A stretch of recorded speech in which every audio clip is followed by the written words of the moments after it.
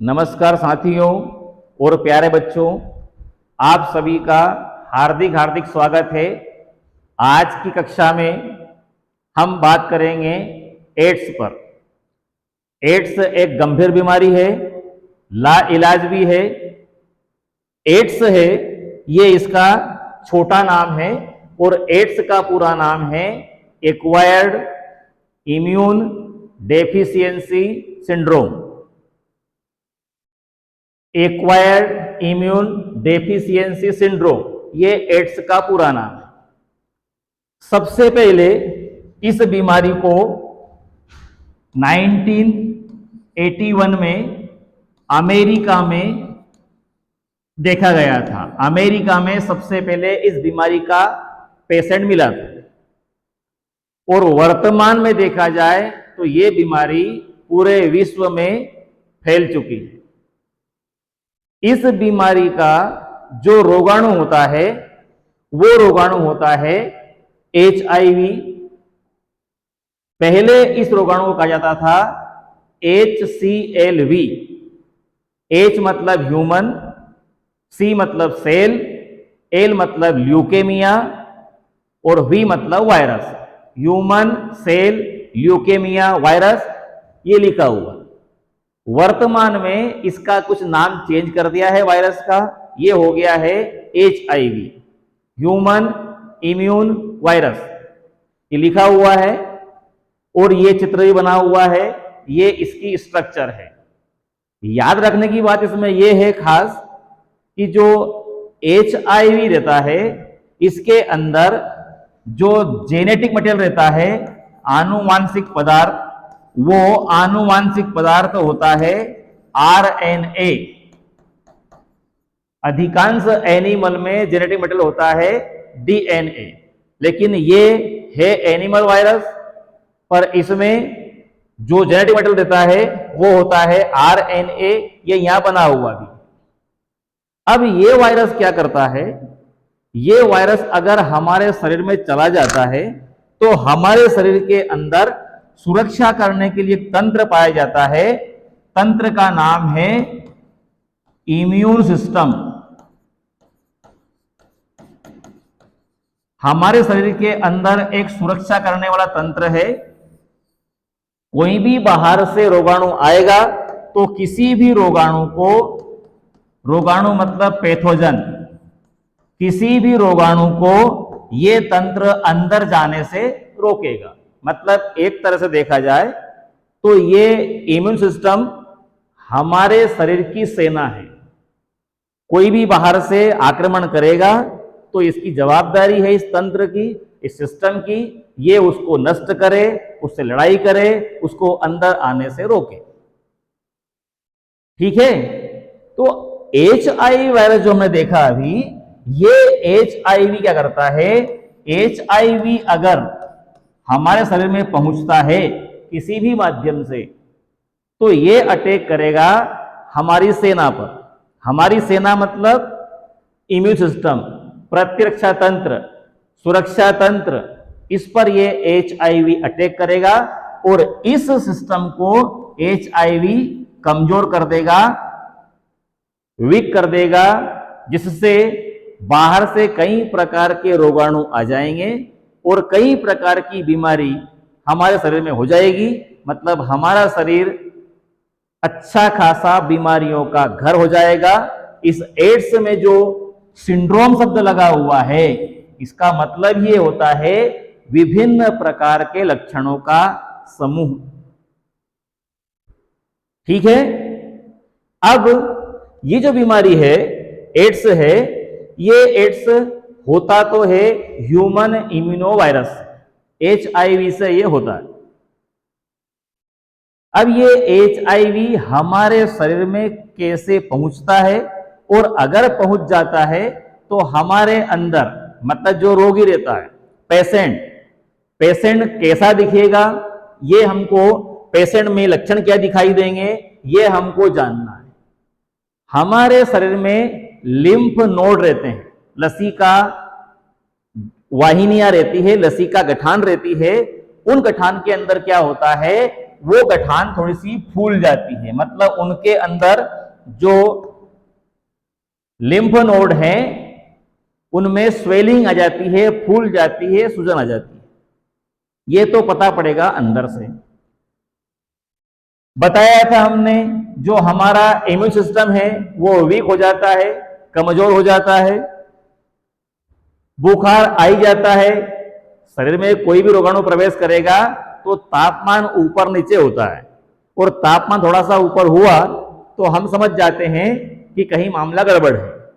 तो इस बीमारी में हल्का सा बुखार भी आता है, रात में थोड़ी सी बेचैनी होती है, बेचैनी होती है तो पसीना आने लगता है, secretion of sweet in night, शरीर का वजन तो कम होता है, ये कोई नई बात नहीं है, हर बीमारी में शरीर का वजन तो कम होगा ही। इसमें एक परेशानी थोड़ी सी और रहती है, मेमोरी लॉस होती है, याददाश्त भी कमजोर हो जाती है। ये लक्षण है सामान्य। लिम्फ नोड के अंदर स्वेलिंग होती है, इम्यून सिस्टम कमजोर होता है, बुखार आता है, पसीना आता है, बेचैनी होती है, बॉडी का वेट लॉस होता है और याददाश्त कमजोर हो जाती है। अगर ऐसा किसी व्यक्ति में दिखे, आप में तो मेरे ख्याल से किसी में है नहीं ऐसा, पर अगर ऐसा लगता है तो उसमें ये जो एड्स है उसके सिम्टम्स हो सकते हैं, ये लक्षण है, मतलब एड्स बीमारी उसमें हो सकती है। ओके, अब ये जो HIV वायरस है, HIV वायरस अंदर जाता है तो इसके जाने के तरीके क्या क्या है, मतलब HIV अंदर प्रवेश करेगा, HIV का ट्रांसमिशन कैसे होता है। तो ये जो HIV वायरस है ये सबसे ज्यादा एक व्यक्ति से दूसरे व्यक्ति में सेक्सुअल कांटेक्ट जो होता है उस समय ये होता है। और भी कई तरीके हो सकते हैं, पर सबसे ज्यादा इसका संक्रमण होता है जब सेक्सुअल कांटेक्ट होता है, लैंगिक संपर्क होता है, तो मेल और फीमेल, नर और मादा के जनन अंगों से द्रव निकलता है, उस द्रव के माध्यम से ये रोगी व्यक्ति से स्वस्थ व्यक्ति में फैलता है। उस द्रव के माध्यम से ये HIV वायरस कहां से कहां जाएगा, रोगी से स्वस्थ में, infected person to healthy person. अब ये और भी कई तरीके हैं इसके, कैसे पहुंचता है, कैसे फैलता है ये। तो संक्रमित व्यक्ति के साथ अगर लैंगिक संपर्क होता है, संक्रमित व्यक्ति के साथ अगर सेक्सुअल कांटेक्ट होता है तो यह बीमारी होती है by sexual contact with infected person. दूसरा कारण हो सकता है, अगर कोई महिला है और उसको एड्स है और वो संतान पैदा करती है, उसको बच्चे होते हैं, तो आपको मालूम है कि मदर का ब्लड और बच्चे का ब्लड प्लेसेंटा से जुड़ा होता है। तो अगर मदर के ब्लड के अंदर इंफेक्शन है वायरस का, तो बच्चे के अंदर स्वाभाविक है जाएगा ही।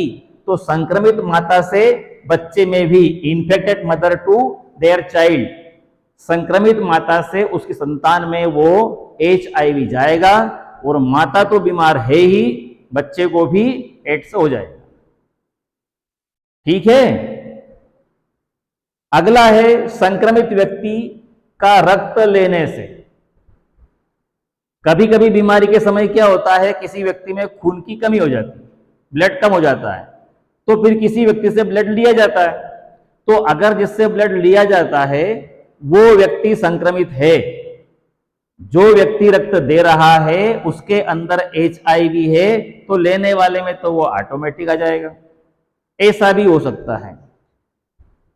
संक्रमित ब्लेड सेविंग करते हैं, संक्रमित ब्लेड के अंदर अगर वायरस है चला जाएगा। सुई, निडिल, इंजेक्शन की सुई, कभी कभी अस्पताल में ऑपरेशन होता है तो कैंची वगैरह का उपयोग सामान्य बात है। तो कैंची के अंदर अगर कैंची पर वायरस है, सुई में है, अगर ब्लेड में है, तो वो स्वाभाविक है रोगी से स्वस्थ व्यक्ति में जाएगा। एक इसका कारण हो सकता है होमोसेक्सुअल कांटेक्ट, समलैंगिक संपर्क से भी ये बीमारी एक व्यक्ति से दूसरे व्यक्ति में फैलती है, एक से दूसरे में मतलब रोगी से स्वस्थ में। ये बीमारी के फैलने के कारण है। HIV जो है ये हमारे शरीर में कैसे प्रवेश करेगा उसके तरीके, सेक्सुअल कांटेक्ट से फैलता है, संक्रमित माता से उसके बच्चे में फैलता है, संक्रमित सुई से फैलता है, संक्रमित नीडल से फैलता है, संक्रमित कैंची से फैलता है, होमोसेक्सुअल कांटेक्ट से फैलता है। रोगाणु का संक्रमण कई प्रकार की विधियों से हो सकता है। अब संक्रमण से बचाव, प्रिकॉशन, सावधानियां, बचने के उपाय, बचने के प्रयास, हमको कोई बीमारी नहीं हो, हमको एड्स नहीं हो, उसके लिए हम क्या कर सकते हैं, क्या प्रयास कर सकते हैं। तो इसमें कोई पहाड़ नहीं टूटेगा। अगर प्रश्न पूछते हैं एड्स से बचने के उपाय लिखिए, तो कोई बड़ी भारी बात नहीं है। हमको मालूम है कि तेज गाड़ी चलाएंगे तो दुर्घटना हो सकती है, तो क्या और हवा में उड़ाएं उसको। हमको ये मालूम है, यहाँ पे हमको मालूम है कि अगर संक्रमित व्यक्ति के साथ में सेक्सुअल कांटेक्ट होता है, लैंगिक संपर्क होता है, तो बीमारी होती है। तो हमारा प्रयास क्या रहेगा, बचने का प्रयास करेंगे हम संक्रमित व्यक्ति के साथ लैंगिक संपर्क से बचें, सेक्सुअल कांटेक्ट को अवॉइड करें। किसके साथ, इन्फेक्टेड पर्सन के साथ। कोई व्यक्ति संक्रमित है तो उसके साथ लैंगिक संपर्क से बचना चाहिए। Avoid sexual contact with infected person. संक्रमित व्यक्ति के साथ लैंगिक संपर्क नहीं होगा तो बीमारी होने के चांस कम हो जाएंगे। संक्रमित स्त्री को संतान उत्पन्न करने से रोकना चाहिए। अभी बताया था हमने कि संक्रमित माता है तो उससे उसके बच्चे में रोगाणु जाएगा, वायरस जाएगा। तो हम ये प्रयास करें कि उस संक्रमित महिला को संतान पैदा करने से रोकें, उसको समझाएं कि आपके अंदर तो एड्स का वायरस है ही, बच्चे में भी जाएगा तो बच्चा भी बीमार हो सकता है और हो ही जाता है। संक्रमित व्यक्ति का रक्त लेंगे, संक्रमित व्यक्ति का रक्त लेते हैं तो एड्स का वायरस आ जाता है। तो क्या करें, खून नहीं लें, उसको खून दे ही नहीं कहीं से, डर के कारण, तो वैसे ही मर जाएगा वो। तो हमको ये करना है कि रक्त लेने से पहले उस व्यक्ति के अंदर HIV है या नहीं है उसकी जांच करवा लें। मतलब HIV की जांच करवाने के बाद ही अगर रिपोर्ट नेगेटिव आती है तो ही उसका रक्त लेना चाहिए। रक्त आदान प्रदान करते समय, ट्रांसफ्यूजन के समय HIV की जांच हो जाएगी तो संक्रमण से बच जाएंगे। संक्रमित ब्लेड, सुई, कैंची इनका उपयोग नहीं करें। तो आजकल ब्लेड यूज एंड थ्रो, सुई आती है, डिस्पोजेबल आती है, उसको भी हम उपयोग करके फेंक सकते हैं। कुछ ऑपरेशन के महंगे उपकरण आते हैं, तो अगर उनको तो हम फेंक नहीं पाएंगे, तो उनका उपयोग करना हमारी मजबूरी होगी। तो फिर हम क्या करेंगे, जो संक्रमित उपकरण रहते हैं उनको हम गर्म जल से उनका उपचार कर लेंगे, ट्रीटमेंट कर लेंगे। उबलते हुए पानी से उनको धो लेंगे, उबलते हुए पानी में उनको डाल देंगे, तो वायरस होगा तो वो मर जाएगा। उसका उपयोग करेंगे हम तो हमारी बीमारी नहीं होगी। उपकरण का उपयोग करेंगे, उबलते हुए जल से अगर हमने उपचारित कर लिया है उपकरण को, तो फिर रोगाणु के जिंदा होने की संभावना शून्य हो जाती है। समलैंगिक संपर्क से बचना चाहिए, लिखा हुआ है यहां पर, समलैंगिक संपर्क से बचना चाहिए। Homosexual contact should be avoided. मतलब लैंगिक संपर्क से बीमारी होती है तो हमारा यह प्रयास हो कि होमोसेक्सुअल कांटेक्ट नहीं हो। ये कुछ कारण है, बचने के उपाय हैं ये। इससे हम ये सावधान रखेंगे तो हो सकता है वायरस के संक्रमण से बचाव हो जाएगा। ठीक है। अब अगर मान लो एड्स के लक्षण दिखे तो संभावना वैसे बहुत कम होती है कि एड्स होगा, पर फिर भी अगर मान लो ऐसा लगता है तो इसके लिए एक टेस्ट होता है, टेस्ट है एलाइजा टेस्ट। ये भी इसका छोटा नाम। एड्स भी अपने आप में छोटा नाम, HIV भी अपने आप में छोटा नाम, और इसका जो परीक्षण है, इसका टेस्ट है एलाइजा, वो भी अपने आप में छोटा नाम है। तो आपको 3-4 इसमें फुल फॉर्म याद करना पड़ेगा। ठीक है, फुल फॉर्म पूछ सकते हैं एग्जाम में। तो एलाइजा टेस्ट का फुल फॉर्म क्या है? तो इसमें E का मतलब है एंजाइम, L का मतलब है लिंक्ड, I का मतलब है इम्यून, S का मतलब है सॉर्बेंट और A का मतलब है एसे। एंजाइम लिंक्ड इम्यून सॉर्बेंट एसे, ये एक एंटीबॉडी का टेस्ट होता है। इससे कंफर्म होता है कि एड्स है या नहीं है। अब हमने एड्स के लक्षण भी पढ़ लिए, एड्स किन कारणों से फैलता है वो भी हमने पढ़ लिया, एड्स से बचने के क्या उपाय हैं ये भी हमने पढ़ लिया, और उसके बाद भी एड्स हो गया, हमने टेस्ट भी लगा लिया एलाइजा टेस्ट, और कंफर्म भी होगा कि इस व्यक्ति को एड्स है। तो फिर सावधानी रखने से ये एड्स ठीक नहीं होगा, फिर हमको इसका उपचार करवाना पड़ेगा। उपचार मतलब ट्रीटमेंट, मतलब इलाज, डॉक्टर के पास जाना पड़ेगा। तो जैसा कि मैंने शुरू में बताया था कि ये बीमारी ला इलाज है, इसका कोई इलाज नहीं है। इसके बारे में जानकारी प्राप्त करना, सुरक्षा रखना, यही सबसे बड़ा इलाज होता है। फिर भी डॉक्टर के पास जाओगे तो कुछ भी नहीं होगा, तो भी आपको कुछ टेबलेट तो देगा ही देगा वो।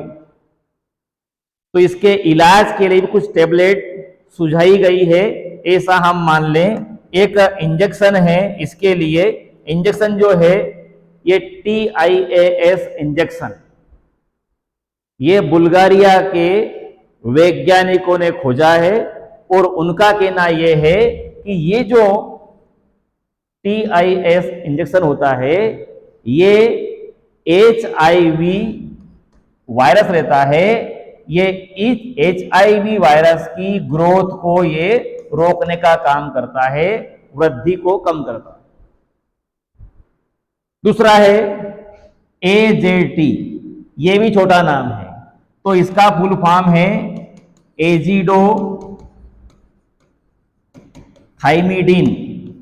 ये भी एक औषधि है जिससे एड्स के संक्रमण को या एड्स के वायरस के आगे वृद्धि को, उसके विकास को कुछ हद तक रोका जा सकता है। जीन थेरेपी, जो जीन थेरेपी है, इसमें क्या होता है, विशेष रूप से WBC की थेरेपी दी जाती है, और WBC में भी खास करके इससे